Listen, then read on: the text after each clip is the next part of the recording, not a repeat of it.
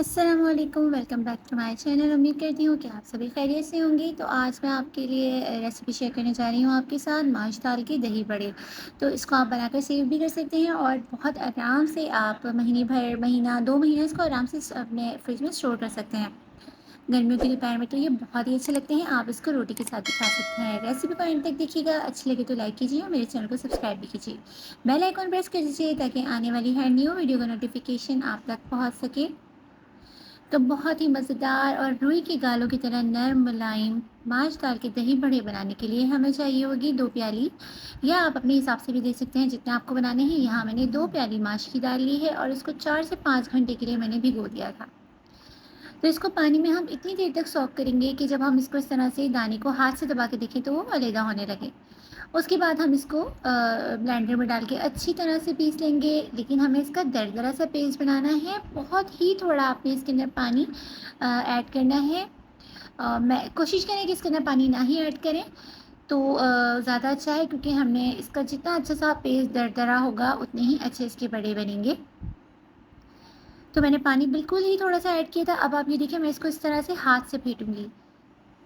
हाथ की मदद से हम इसको जितना अच्छा सा फेंटेंगे तो ये बिल्कुल फूल जाएगा और बहुत ही फ्लफ़ी सा इसका पेस्ट बन जाएगा। तो 10 से 15 मिनट के लिए आपने बिल्कुल इसी तरह से, जिस तरह से मैं फेंट रही हूँ, इसको फेंटते रहना है। अच्छी तरह से फेंटने के बाद अब हम इसके अंदर शामिल करेंगे कुछ मसाले। तो मसालों में शामिल है नमक। नमक आप हस्बे ज़ायका रखेंगे। मैंने यहाँ पर 1 से 2 छोटे चमचे नमक के ऐड किए हैं।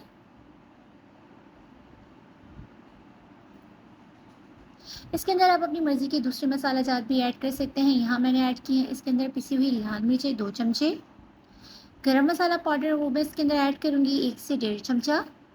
आप इसके अंदर हरी मिर्ची भी पीस कर ऐड कर सकते हैं। और यहाँ मैंने इसके अंदर क्वार्टर टीस्पून जो है वो बेकिंग सोडा जो होता है, मीठा सोडा जो हम पकौड़ों में डालते हैं, वो मैंने इसके अंदर ऐड किया है।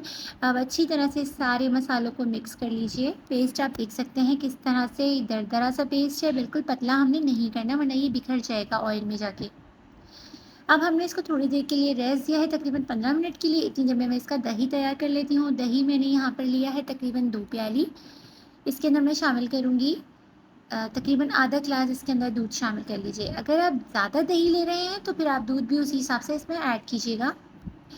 मैंने इसके अंदर तकरीबन आधा किलो के करीब दही है और उसके अंदर मैंने ऐड किया है तकरीबन आधा ग्लास ही दूध का। तो दही बहुत अच्छा सा बनता है, बिल्कुल बाज़ार जैसा, जैसा बाज़ार के अंदर दही बड़े हम लेते हैं उसका दही होता है बहुत ही अच्छा सा वाइट कलर का। तो बिल्कुल ये ऐसा बनेगा, पानी नहीं छोड़ेगा बिल्कुल भी। तो इसके अंदर ऐड की है मैंने आधी प्याली चीनी, 1 चमचा इसमें नमक जाएगा। अब आप देख सकते हैं कितना अच्छा सा दही भी बहुत अच्छा सा हमने फेंटना है, बिल्कुल स्मूथ सा दही होना चाहिए। तो यही हम रखते हैं एक तरफ। अब हमारा जो हमने पेस्ट बनाया था दही बड़ों का, तो वो भी अब तैयार हो चुका है। तो अब मैं इसको फ्राई करूँगी। आप देख सकते हैं, आप चमचे की मदद से भी इसको डाल सकते हैं। अगर आपकी प्रैक्टिस नहीं है तो आप हरगिज़ भी हाथ की मदद से मत डालिएगा, क्योंकि हाथ जलने का भी डर रहता है। अगर आप पहली दफ़ा ट्राई कर रहे हैं तो इसको आप फिर स्पून की मदद से डालिएगा। तो अब आप ये देखिएगा कि कितने अच्छे से फूल जाएँगे। तो हम इसको इक्वली डालते रहेंगे हाथ में लेकर और इसको बिल्कुल गोल्डन से ब्राउन करना है। गोल्डन ब्राउन होने तक हमने इसको फ्राई करना है। तो चूल्हा जो आप रखेंगे इसका फ्लेम आप बिल्कुल लो टू मीडियम रखना है। हाई फ्लेम पे हमने इसको फ्राई नहीं करना है, बिल्कुल बिल्कुल हल्का भी नहीं करना है, बल्कि आपने इसको मीडियम ही रखना है। आप ये देखिए कितने अच्छे से ये फूलना शुरू हो गए हैं। तो बहुत ही मज़ेदार से ये बनेंगे, आप इसको ज़रूर ट्राई कीजिएगा और ये बहुत ही सॉफ्ट होंगे। अब मैं आपको ये भी बताऊँगी कि किस तरह से आप इसको अपने फ्रीज़र में स्टोर कर सकते हैं और जब आपको बनाना हो तो किस तरह से आप इसको बनाएँगे। अब आप ये देखिए, आप किसी भी चमचे की मदद से इसको इस तरह से पलटना शुरू कीजिए, हल्के हाथ की मदद से। तो आप ये देखिए कितने अच्छे से ये गोल्डन से अब ब्राउन होने लग गए हैं। तो बस अब ये तकरीबन फ्राई हो चुके हैं और मैं इनको अब निकाल दूँगी। इसी तरह से मैं सारी जो अपने इसके पकोड़े हैं दही बड़ों के लिए, ये मैं बना लूँगी।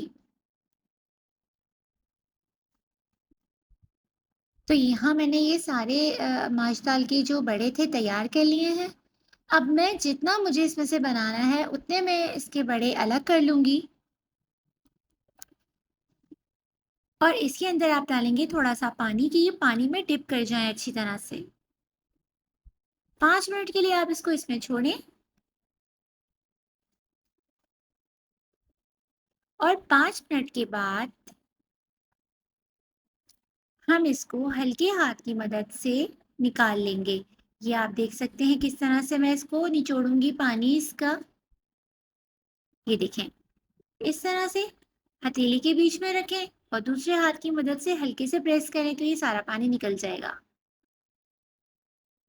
और आप ये देखिए ये बिल्कुल भी नहीं टूटे।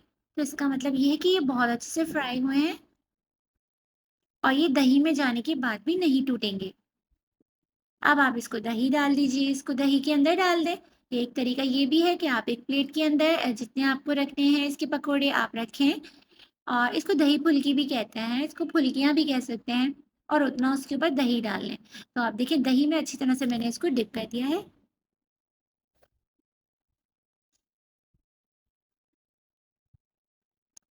तो अब हम इसको किस तरह से सर्व करेंगे ये भी मैं आपको बताऊँगी। एक प्लेट में आपने डालना है जितने माश दाल के दही बड़े आपने डालने हैं 1 सर्विंग के लिए, उसके ऊपर आप चाट मसाला ऐड कीजिए और उसके ऊपर इमली की चटनी, इसके बगैर तो ये अधूरे रहते हैं। आपको इमली की चटनी की रेसिपी भी मेरी चैनल पे मिल जाएगी और होममेड पापड़ी की रेसिपी भी मैंने डाली हुई है, आप वहाँ से देख सकते हैं। ये दोनों चीज़ें होममेड है। तो इसके ऊपर हमने डालनी है इमली की चटनी, इसके ऊपर आपने डालनी है पापड़ी और आपने इसको मज़े से करना है एंजॉय। अगर आप रोटी के साथ खाना चाहते हैं तो बेशक आप इसके ऊपर ज़ीरे का बघार भी लगा सकते हैं। ज़ीरे और कड़ी पत्ते का बघार आप इस पे लगा लीजिए। बहुत ही मज़ेदार और उम्दा सी एक डिश बन जाती है, जिसको आप बहुत आराम से और मज़े से खा सकते हैं। तो रेसिपी आपको कैसी लगी है मुझे आप कमेंट सेक्शन में ज़रूर बताइएगा।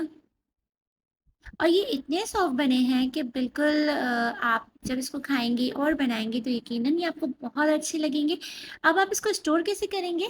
आपने क्या करना है जो बाकी के मैंने बना के रखे थे इसकी जो फुल्कियाँ बना के रखी थी या पकौड़े जो भी आप कह लें, उसको आपने किसी भी ज़िप-लॉक बैग में या किसी एयर टाइट बॉक्स में बंद कर देना है और जब भी आप बनाएँ, जितने भी आपको बनाना हो आप इसमें से निकालें, उसको आप थोड़े से टीम गर्म पानी में डाल दें या अगर आपको थोड़ा टाइम है तो उसको पहले ऐसे ही निकाल के रख दें 1 घंटे पहले और फिर नॉर्मल टैप वाटर में आप उसको डालें 5 मिनट के लिए इसी तरह उसके बाद इसका पानी निकाल लें। ये बिल्कुल ऐसे तैयार होंगे जैसे कि आपने इसको फ्रेश अभी बनाया हो। तो रेसिपी आप ज़रूर ट्राई कीजिएगा। मुझे अब इजाज़त दीजिए, मैं अब आपसे मिलती हूँ एक नई रेसिपी के साथ। अपना बहुत ख़्याल रखिए। अल्लाह हाफ़िज़।